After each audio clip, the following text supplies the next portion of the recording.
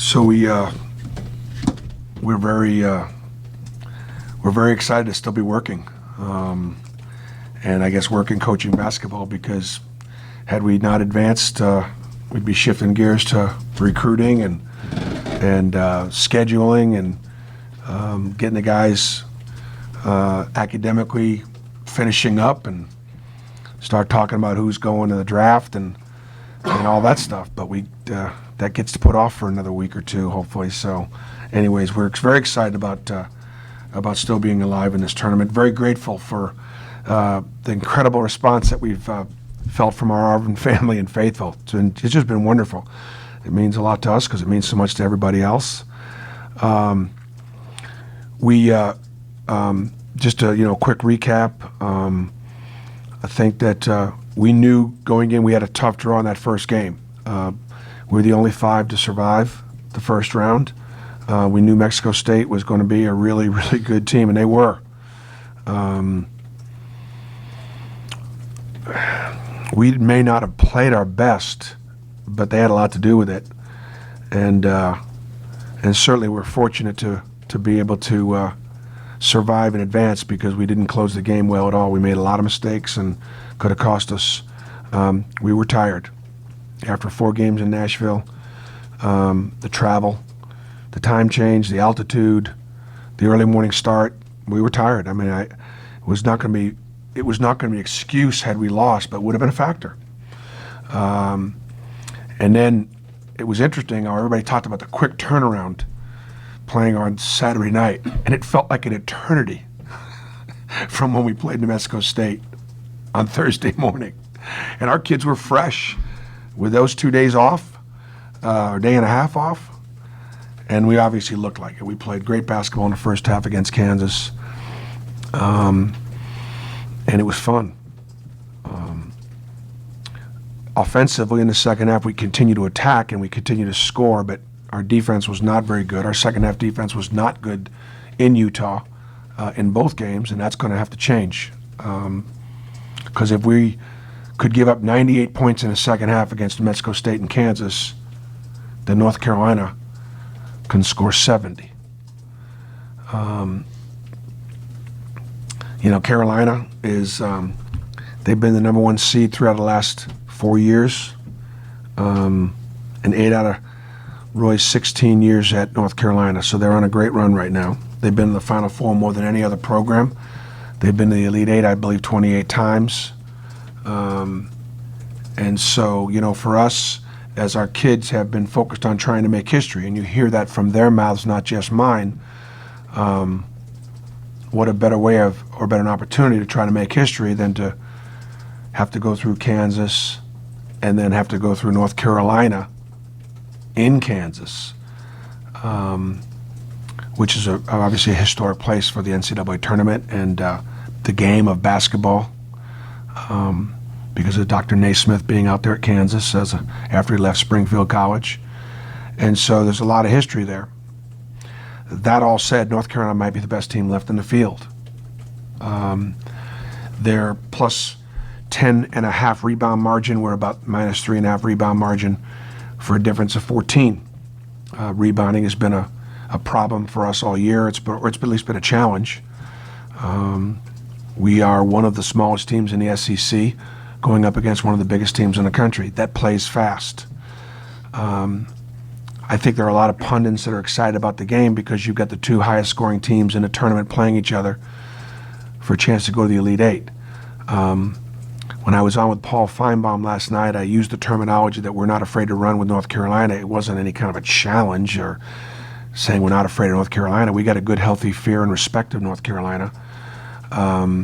It's just that that's how we play too.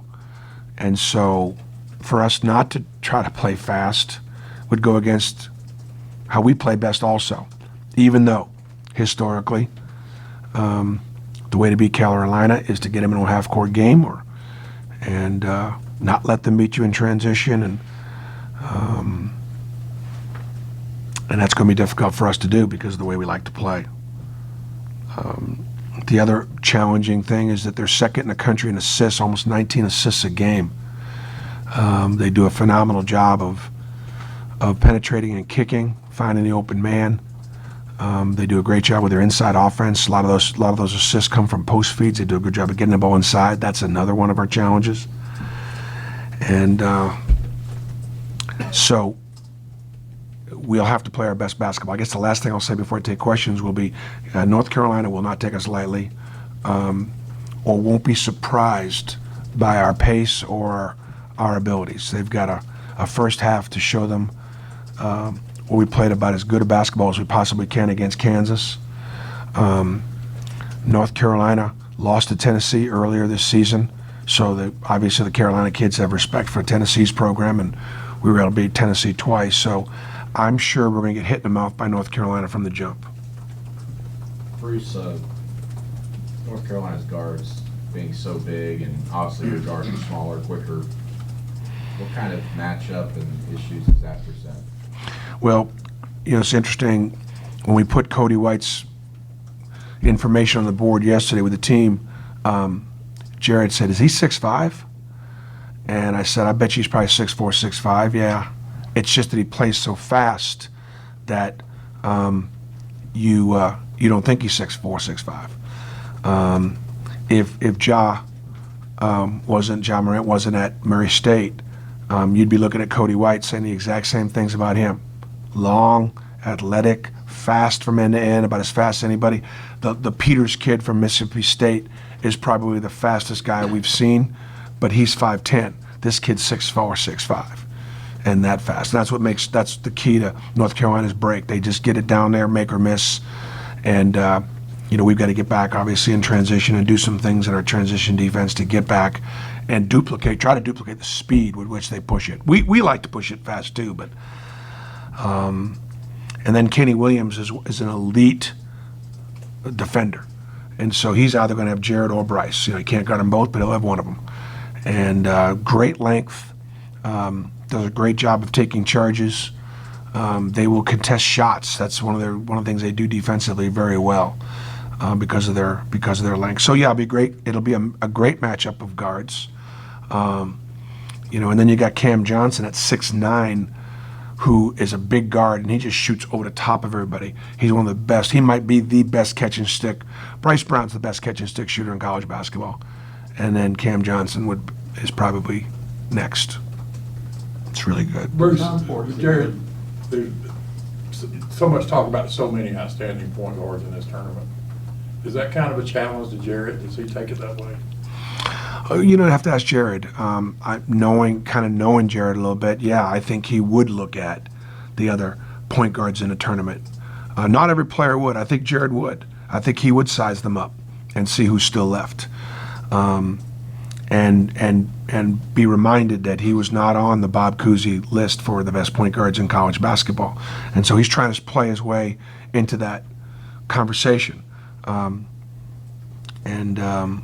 So I'm sure he is. There are a lot of outstanding guards.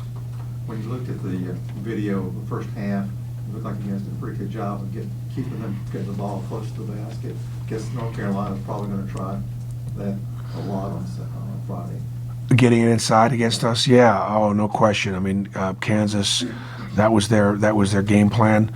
I thought we did a pretty good job of extending catches and making them hand the ball a little farther away than what they were comfortable doing, not making it as easy on them throwing it inside. And I mean, North Carolina is the same way. I mean, they'll do a good job with their inside-outside game. North Carolina shoots it better than Kansas did. I mean, Johnson is, like I said, maybe the second best shooter in college basketball at 6'9". So if we switch out on him a little bit, we get a hand up in his belly button, that's going to make it pretty difficult to contest shots. And then Kobe White is shooting at a great percentage also. And so those two guys account for about 55% of their three-point shooting. Kansas didn't have anybody that shot the ball as well as those two guys. And so that was one of Kansas's weaknesses that we were able to take advantage of, certainly in the first half. They shot it really well in the second half. But that's why North Carolina's a number one seed and has only lost a couple times this year. How difficult is Luke May as a matchup, considering he's a double-double machine, but also he shoots three-pointers pretty well. Yep. Last 10 games, he's shot three-pointers and made them. He's a great player. I got a chance to watch him last year over with the Atlanta Hawks when he was working out. He was working out at the same time that Jared was, and his release on his three ball is so quick. I think he's going to be a good pro because I think he's 6'8", but he plays bigger. He gets his hands on everything. He's got great hands. He can finish around the basket. He just knows how to play, and he can extend the defense. So he's a tough matchup for everybody, but we have one of the best defensive forwards in all of college basketball in Chuma Okeke, and there will be times, kind of like when Lawson played the 4, where Chuma will be able to guard him, and I'm certain they're going to go right at Chuma, try to get him in foul trouble. Luke goes to the foul line a ton, and so I'm sure they're going to try to attack Chuma, and then when they do play smaller, and they don't play Garrison or they don't play a traditional center, then he goes to the 5 spot. That can be, again, even more challenging for our guys to guard him on a perimeter. But our 5 men, Austin and Anthony and Horace are all capable of getting out there on the perimeter, but that's going to be a challenging matchup. VP, as far as y'all valuing the possessions and not turning the ball over yourselves, it's been absurd some of these games. I think the game against Tennessee here, you had like 5 turnovers or something like that. Tell me what changed, because you guys were a little sloppy before that, and then you just kind of tightened up. Well, I think like Tennessee, a lot of it is about to do with the matchups. Teams, let's just say like South Carolina, that'll extend a little bit more. I don't know how many times we turned it over against them, but that would be a team that would try to force some turnovers. Tennessee would be more of a solid defensive team, and therefore they're not trying to create turnovers. We are trying to create turnovers. We're not always solid. So some of it may have to do with the opponent. Some of it, I think, has to do with, in March, our guys have been pretty locked in, going to their strengths, staying away from their weaknesses, a better understanding of valuing, just trying to value possessions. In other words, we want to play fast. And occasionally we'll take a bad shot early in transition, maybe even more than occasionally. But once everybody's back, Jared has done a good job of getting them organized, and like I always say, run something. Run something.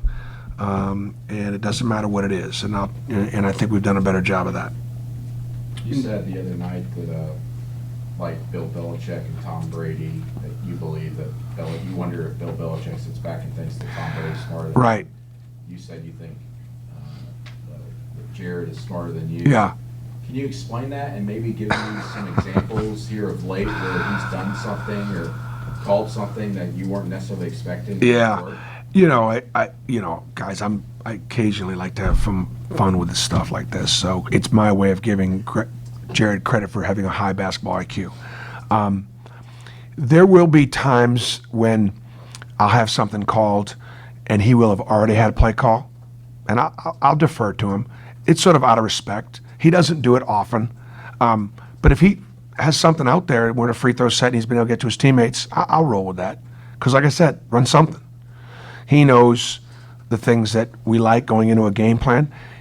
Usually what Jared will do is it'll be a heat check for his call. My call would be more of a matchup situation. He will tend to go to the guy that just made the last one and try to get him another one. Not trying to give the scouting report away, just being honest. I mean, it's just, and so my way of trusting him is to go with his call. His way of trusting me is to go with my call, and that's sort of an example of, I guess, now, the difference at quarterback and head coach is, I guess, Brady has an opportunity when he goes to the line to check out of a play. Jared does not have that ability. Marquise Daniels is the best player on the last Auburn team to make the Sweet 16. Is he a guy that, since Charles Barkley's working, is he a guy that you can use as a resource to maybe address the team and talk about that experience? Marquise? Yeah. Well, I think Marquise has been a tremendously stabilizing influence on our team. And that stuff a lot of stuff goes unnoticed. For whatever reason, Marquise was bought into what we do. Now, whether he was actually bought in or not, I don't know. But I do know that he knows the importance of being bought in for the players. There's a lot of ways to skin a cat, and I've always said my way's not the best way. But as long as we can try to get on the same page with it. So when you've got an assistant coach that played in the NBA that believes in what you do and how you do it, and then is able to convey that to the players in the good, the bad, and the ugly, or times of adversity or challenges, it's an incredibly stabilizing force for him to be able to find ways to be able to not only train the players on the court, but also talk to the players about ways they can be successful within the framework of what we do, what their niches are. And Marquise and I have been really consistent. He's a great listener, and he delivers a really consistent message. Yet at the same time, he's a player's coach. That's what his value is. It's not so much first round of 32, 16. Look, we'll get to the Elite Eight because we'll find a way to beat North Carolina. Not necessarily because of his having been there before and not beaten North Carolina. I guess that was the last time we got there, right? No, he lost Syracuse. Also Syracuse. Okay, thanks. Knowing that teams do have a little bit more success with North Carolina when they get them in the half court, what gives you confidence that you guys will have some success doing it the way that you guys do it? I don't have any more confidence doing it the way we're doing it, other than the fact that you have to be who you are. And we're not going to go crazy trying to run, but we're not going to not play the way we play. Because I know we can't beat them that way. Whether we can beat them the way we play them, I don't know. That's why we'll match up and see. I do know the last time I played Roy Williams, he put 100 and something on us in New York City in an NIT game. It wasn't very pretty. So, Bruce, can you talk about having a 10-man rotation now and the tools that gives you as a coach? Well, it's I think one great thing about where we're at right now, obviously we have the depth, so we're not fatigued. The only two guys on our team that should have any reason to be fatigued would be Jared and Bryce, because they've played throughout the season. They played heavy minutes. The rest of the guys have all played the kind of minutes that they could handle. And there are no freshmen out there that are going to be experiencing any kind of fatigue because it's a long year. We had unfinished business. We're still working. I don't think we're tired. And I do think now guys understand what their strengths are, understand what their weaknesses are, going to their strengths, staying away from their weaknesses for the most part. If we continue to do that, we have a chance. If somebody decides that they're going to go out there and try to be somebody that they're not at this time of the year, that's going to compromise our ability to advance. And the players know that. Whether that happens, trust me, it can happen, because I want them to be aggressive. But that's kind of why we're playing better basketball right now. I think our guys trust each other, rely on each other, and they know what to do and what to stay away from. Have you seen a Roy Williams team that's as perimeter oriented as this one? I mean, he's always had an All-American center that you could throw it into. But Luke May's still a guy you can throw it into. Garrison will still do a great job in the offensive glass and finish around the basket and get fouled. He's got some younger guys that can really play inside. But look, every coach's job is to play his best players. And so when Garrison starts, he plays a great role for them. But when he's not in there, they go smaller. When they go smaller, Luke May at 6 moves to the center at 6'8". Nasir Little comes in at 6'7", but he plays very. If Zion wasn't at Duke, they'd be talking a lot more about Nasir Little at North Carolina. Nasir was the MVP of the St. McDonald's All-American game that Zion was in. I don't know if Zion played in it, but clearly was in the game. Nasir was the MVP of the McDonald's game. 6'9" at the 3 spot, 6'5" at 2, and 6'4" at the point. That's their small lineup. But they obviously they shoot it well from the foul line. They get there a lot. They shoot it well from 3, and they've got enough inside outside. Is that height difference, that huge height difference? What's that? The height difference, is that something your guys will probably have to adjust to as the game gets going? Yeah, but I think I would say more as much on the perimeter as at the rim. I think at the rim, I would say the one thing they don't have would be an elite shot blocker. I think they can score inside fine, but they've got elite shot contesters. I mean, there will be a different, that hand is going to come up earlier, and it's going to stay there longer against this team because of their length. Very good.